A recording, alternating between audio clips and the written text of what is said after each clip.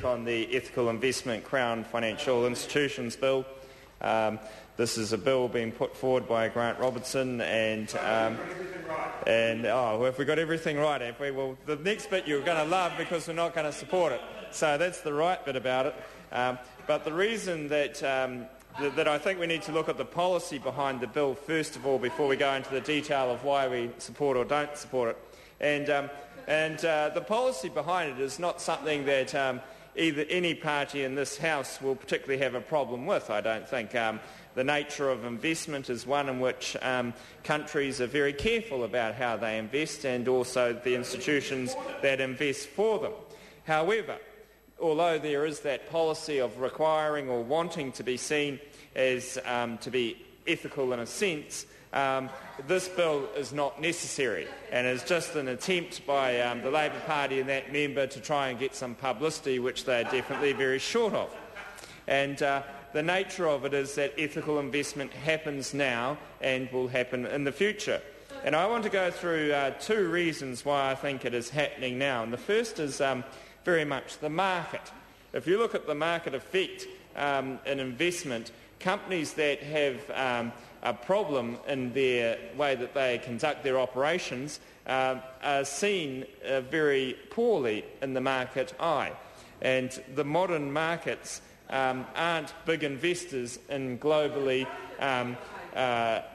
the companies that don't take an interest in the environment, the community and sustainable development of their people and their communities. And we just have to see what's going on in the US at the moment with a large oil company and see the effect of the market price of that oil company to give you a reflection of basically what the market says, as if it doesn't even think that they're investing in an environmentally or actually working in an environmentally friendly way. So why would we need as a parliament then to actually set these rules in concrete and in motion when actually the market is achieving the very things that you want to see achieved, by forcing companies and forcing corporates to actually conduct the affairs of their operations in a way which is seen as suitable in the public eye. So, in essence, this bill is not even necessary because the market forces those organisations to actually act in a way which is in respect of what the public would demand. And the public demands do change, and Mr Robinson says, let's just leave it to the market, and he says that's a problem.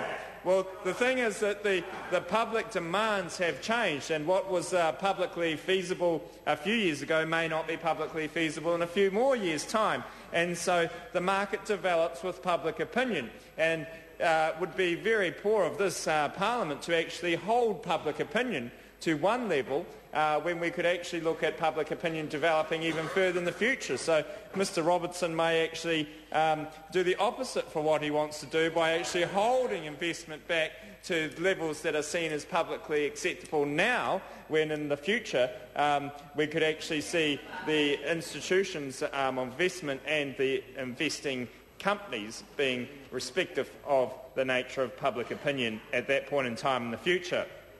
The other thing, and the other argument why this legislation isn't required, is that there are already established and developed ethical investment policies within our own institutions. And if we look at the New Zealand Super Fund, that gives a very good example of what we're talking about. The guardians of the New Zealand Super Fund are signatories of the United Nations Principles for Responsible Investment, and that provides a framework for shareholders to work together to encourage companies to improve investment analysis on environmental, social and governance risks. So in this way, the Super Fund is already part of the UN Principles for Responsible Investment. The Guardians are also signatory to a carbon disclosure project. The CDP requires a secretariat for the world's largest institutional investor collaboration on business implications of climate change. So basically, when it comes to climate change, they're already part of an international organisation or project, in this case the Carbon Disclosure Project, providing such basis in regard to investment for carbon. when you're looking at greenhouse gas emissions, including a risk analysis and comparative data. The Guardians are also a member of the Investor Group on Climate Change, the IGCC, and that's a collaboration of New Zealand and Australian investors focusing on the impact of climate change and on the financial value of investments. And that consists of many institutional investors across New Zealand and Australia, and a large sum of money under control of those companies and investors.